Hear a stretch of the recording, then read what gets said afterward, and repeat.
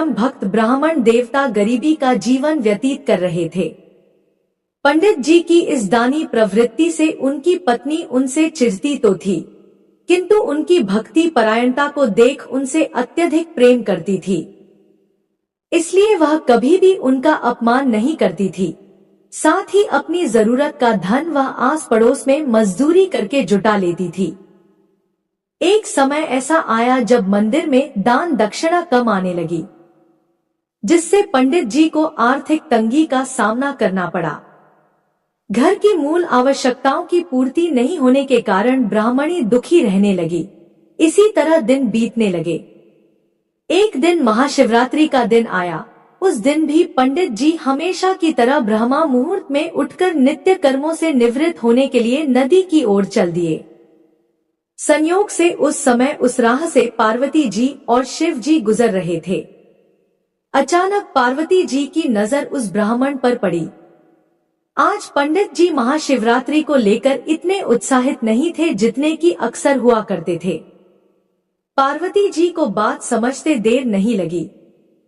उन्होंने शिव जी से कहा, भगवान, यह ब्राह्मण देवता प्रतिदिन आपकी उपासना करते हैं, फिर भी आपको इसकी चिंता नहीं है। पार्वती जी की बात सुनकर शिव जी बोले, देवी, अगर मैं अपने भक्तों की चिंता नहीं करूंगा तो कौन करेगा? पार्वती जी बोली, तो हे देव, आपने अब तक इसकी सहायता क्यों नहीं की? तब शिव जी बोले, देवी, आप निश्चिंत रहिए।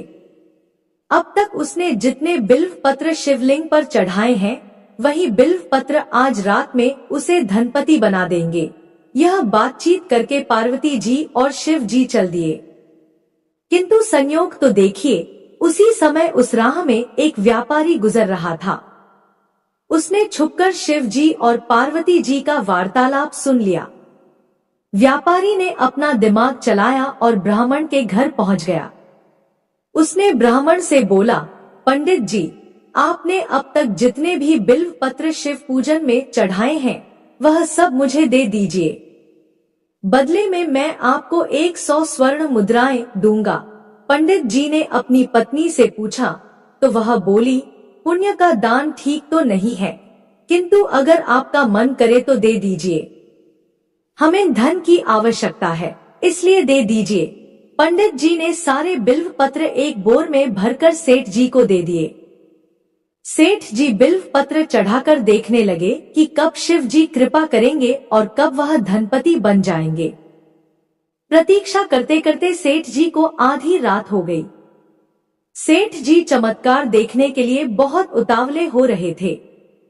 आखिर में तीसरा पहर गुजरने के बाद सेठ जी का सब्र का बांध टूट ही गया और क्रोध में आकर सेठ जी ने शिवलिंग को झंझोड़ने लगे। फिर अचानक ही चमत्कार हुआ। सेठ जी के हाथ शिवलिंग से चिपके रह गए। उन्होंने बहुत प्रयास किया, किंतु हाथ हिले तक नहीं।